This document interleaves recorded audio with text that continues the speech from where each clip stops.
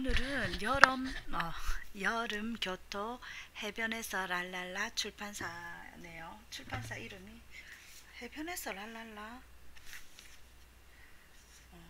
일단 지은이는 최상희 님이고 소설가시네요.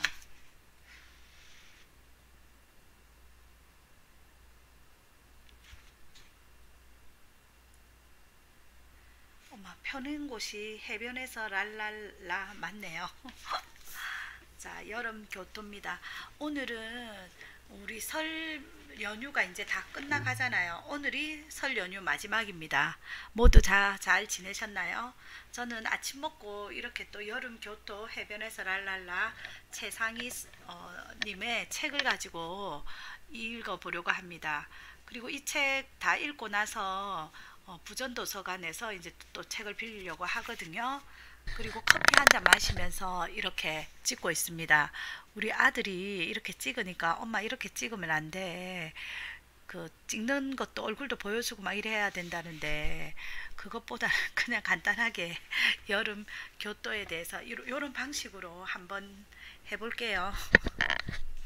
자, 책을 넘기겠습니다. 책 넘기는 소리가 좋죠. 여름의 집, 몽상가의 산책, 우리는 고양이처럼 여름의 무늬가 있습니다. 첫 번째 이야기는 여름의 집.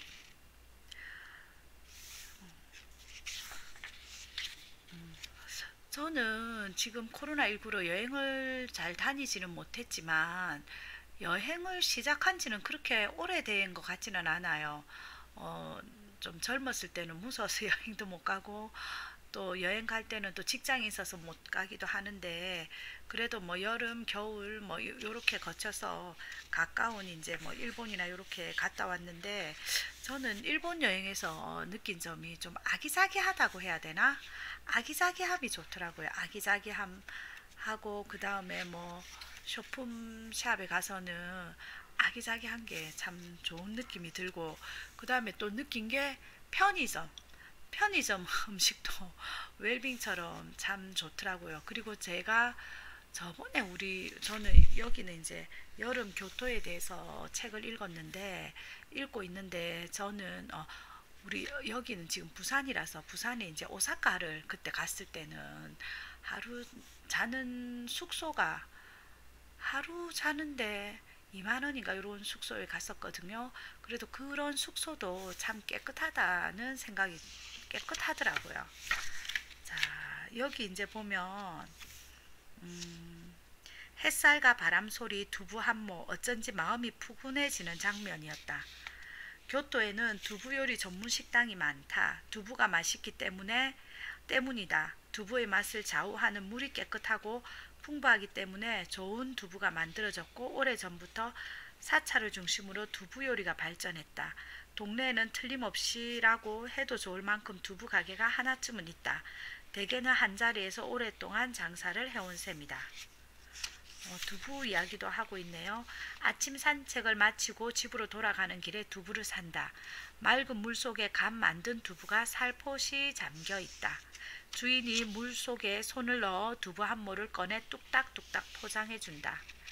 담담한 맛이 입안에 감돈다. 아침을 먹는 아침. 아침은 간소하게 먹고 싶다. 끓이고 굽고 하는 일이 없이 단출하게 전날 사둔 빵을 썰고 커피를 만들고 과일 한 가지를 곁들인 조촐한 아침을 서두를 것 없이 먹고 싶다. 가끔 우리 가족끼리 브런치를 하는데 뭐 햄 구워가지고 이렇게 먹는데 그런 기분도 지금 여행을 가지 못하지만 지금은 10시 46분인데 뭐 브런치라고 해서 꼭 뭐 아점 아니래도 지금이라도 아침 안 먹으신 분들은 간단하게 브런치 먹는 것도 괜찮을 것 같더라고요. 보니까 소세지하고 베이컨하고 그 다음에 김치가 있어야 되겠죠. 김치하고 양상추하고 이렇게 소스 이렇게 뿌려 먹으면 예쁜 접시에 담으면 깔끔한 브런치 레스토랑이 되는 것 같아요. 그리고 커피 한 잔.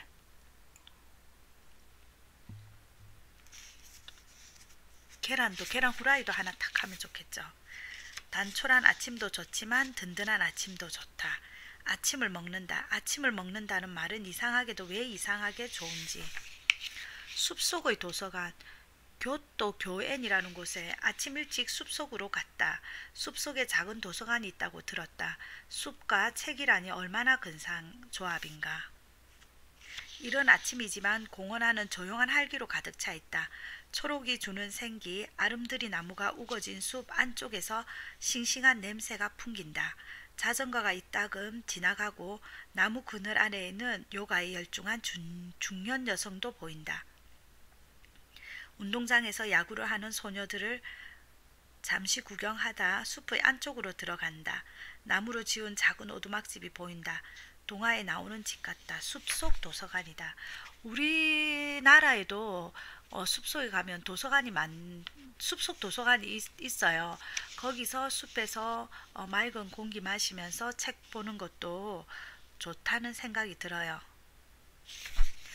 그리고 제가 저번에도 말씀드렸지만 좋아하는 단어는 아기자기한데 마을도 좋고 산책도 좋잖아요. 산책, 마을 이렇게 빵이란 단어도 좋다고 생각이 들어요. 도시샤 대학교, 별을 노래하는 마음,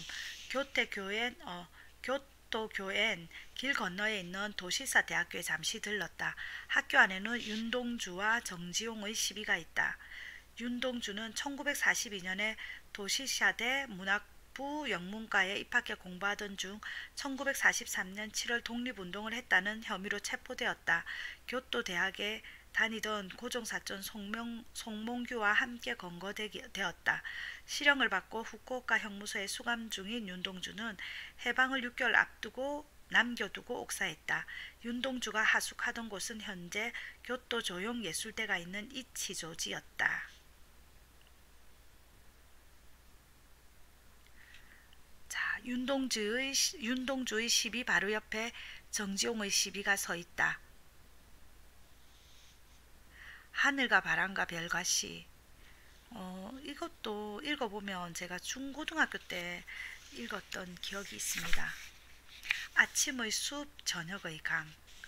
수박 냄새 품어오는 저녁 물바람. 오랑주 껍질 씹는 젊은 나그네의 시름. 앞천 십리벌에 해는 저물어. 정지용의 앞천중. 이건 저도 처음 읽은 시인데요. 가만히 마음이 향하는 대로. 자, 보면 이 책을 보면 아기자기한 그릇에 음식이 담겨 있는데 많이 넘치지도 않고 깔끔한 느낌이 듭니다. 물을 끓여 차를 우린다. 복숭아 모양 화과자를 맛본다. 부드러운 앙금이 입속에서 부드럽게 뭉개지며 녹는다. 이건 새의 알인가 하며 소용돌이치며 초여름빛 같은 화과자를 반으로 나누어 먹는다. 일본에는 화과자하고 양갱이 맛있어요. 몽상가의 산책, 숲과 책은 읽지는 그렇게 막 많이 읽지는 못하는데 책을 보고 그림을 보면 그 사람의 생각을 알 수가 있어서 좋아요. 예전에 외국에 여행 갔을 때 영어를 읽지를 못하는데 1달러, 2달러 선책방에서 영어책 사와가지고 가지고 왔던 기억이 있거든요. 그 다음에 우리 부산에는 헌책방 거리가 있잖아요. 거기서도 가면 좋은 책이 많아서 한번 갈 수 있었으면 좋겠습니다. 그리고 요즘은 서점도 엄청 좋게 이렇게 책을 앉아서 읽을 수 있을 정도로 이렇게 꾸며져 있잖아요. 보통 보면은 그러면 기장에 우리가 아난티에도 옆에 서점이 있는데 서점에서 받아보면서 읽고 그 다음 커피 한 잔 마시고 그것도 괜찮더라고요. 그 다음 예스24시 책방도 크게 되어 있는 곳이 많아요. 그러면 커피 한 잔 마시면서 책 읽으면 왠지 모르게 많이 읽지는 않았지만 내 스스로가 대견하다는 생각이 들어서 책은 참 뭐라고 해야 되나 가성비가 책을 내가 한 권에 뭐 12,000원 주고 구입을 했으면 가성비가 좋아요.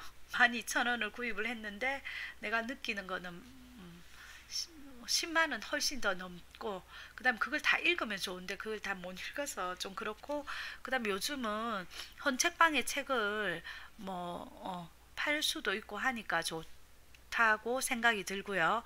그 다음에 또 제가 발견한 거는 서점에 가서 내가 이제 도서관에서 한번 찾아보세요. 도서관에서 책을 신청을 해서 그 다음에 서점에 이게 연계되어 있는 게 있더라고요. 바로 대출 서점 바로 대출 이런 것이 있는데, 그래서 책을 서점에서 구입을 해서 반납할 때는 도서관에 반납을 하니까 그것도 좋더라고요. 요즘은 나라가 살기가 좋아서 세금 혜택이 너무 좋은데, 이런 소소한 세금은 이걸 만들어 놓는 사람은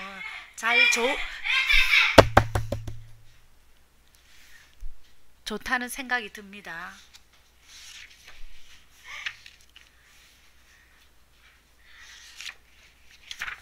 자, 오래된 카페의 모닝 세트. 이 카페의 모닝 세트도 좋아요.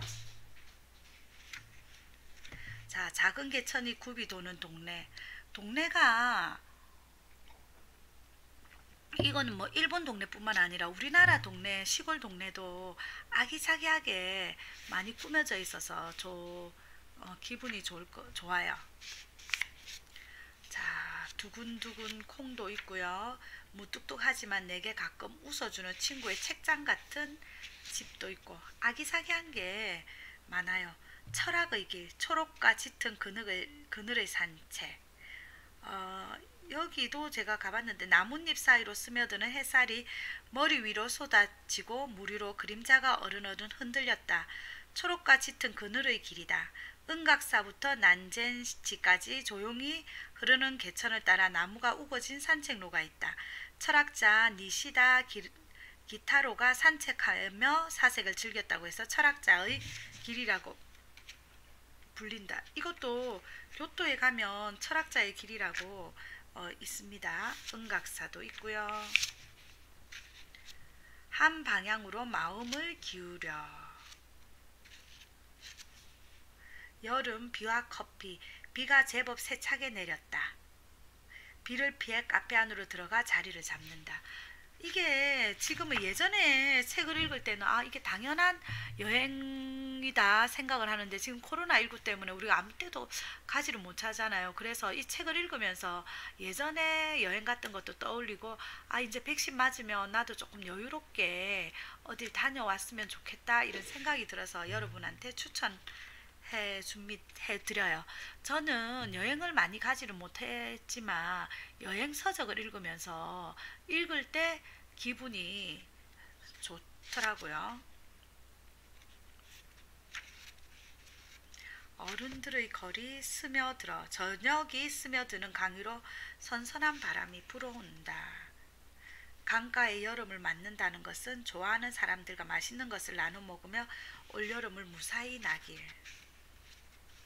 세 번째는 긴 낮잠 수박. 그리고 일본, 저번에 예전에 여행 갔을 때 정말로 일본의 수박을 갖다가 이렇게 잘라서 이렇게 팔더라고요. 예전에 우리나라에서는 그렇게 하질 않았죠. 그래서 너무 신기하다. 어떻게 수박을 이렇게 잘라서 팔고 사가는 사람이 있을까 막 이랬는데, 요즘은 우리도 수박을 이렇게 잘라서 판매하기도 하죠.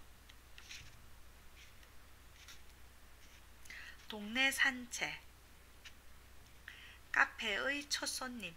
아기자기한 게 좋아요. 아기자기한 빵의 위로. 빵집의 런치 세트. 박력 넘치는 노부부의 식당. 천년의 떡. 오후 3시 빛 그림자. 호방한 할머니와 소바. 한밤의 튀김과 여행의 여신. 여행의 기약. 친구의 포근포근한 떡. 자, 지난 봄에 경기도에 있는 복숭아 농장에 갔다. 복숭아 농장이라고 할 것도 없이 마을 전체가 온통 복숭아 밭이었다. 꽃이 피어 온 마을이 연한 연지빛이었다. 이거는 지은이가 네 번째 이야기는 여행하는 책. 어떻게든 되겠죠. 교토에는 유독 서점에 많이 갔다. 별난 서점도 있다고 하네요. 책 구경하는 것도 좋아요. 서점에 다정한 식당에 아기자기하게 하는 게 많아요. 어디론가 사뿐 걷기 시작했다. 벼룩시장도 좋고 우리나라에도 벼룩시장 많잖아요. 저는 양산에 벼룩시장 가가지고 이렇게 팔았는데 너무 그 경험이 너무 산뜻하고 좋더라고요. 외국에는 벼룩시장이 많더라고요. 자, 한번 하양 각설탕의 카페.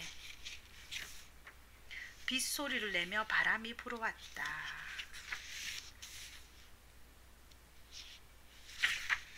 여기 보세요. 내 휴대폰 구글맵에는 별과 하트가 가득 찍혀 있다. 지상의 곳곳에 별점을 찍고 마음을 두는 것. 그것을 이은 지도 위에 그곳이라야만 할 혹은 그곳이 아니어도 상관없을 나만의 이야기가 쓰인다. 시간이 지난 뒤 그것은 내 마음속에 살며시 떠올라 가만히 빛난다. 여행에 돌아와. 여행은 저도 여기 여름 교토 읽으면서 예전에 내가 교토 갔었는데 하는데 저는 그냥 막 이렇게 꼼꼼하게 보지를 못하고 쓱 따라서 보니까 잘 다녀와도 이렇게 다녀왔는지 그래서 반성은 많이 해보는데 그래도 여행 갈 때 나는 막 굳이 막 뭐를 봐야 되겠다 뭘 해야 되겠다 뭘 먹어야 되겠다 이런 건 없고 그냥 비행기 타고 떠나는 게 좋아요.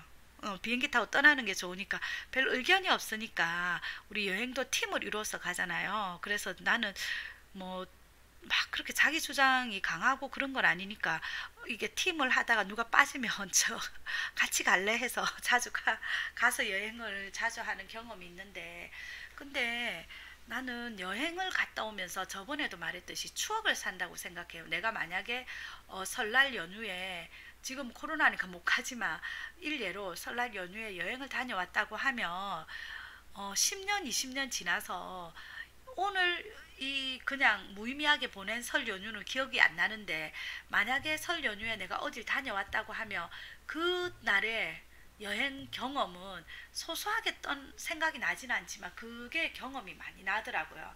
제가 재작년인가 여름에 그때도 괌에 한번 갔다 왔는데 너무 좋아요. 이 그 자체에서 그때도 저가 비행기 타고 공항에서 자다가 탐이 그 괌은 탐이 그 세일을 많이 해주거든요. 그러면은 막 10,000원짜리 12,000원짜리 막 해가지고 옷도 저렴하게 사고 그런 기억이 있는데 그래서 내 친구한테 이야기했더니 야 비행기 값 아껴가지고 그냥 살아 이러는데 그거하고 또 다르잖아요.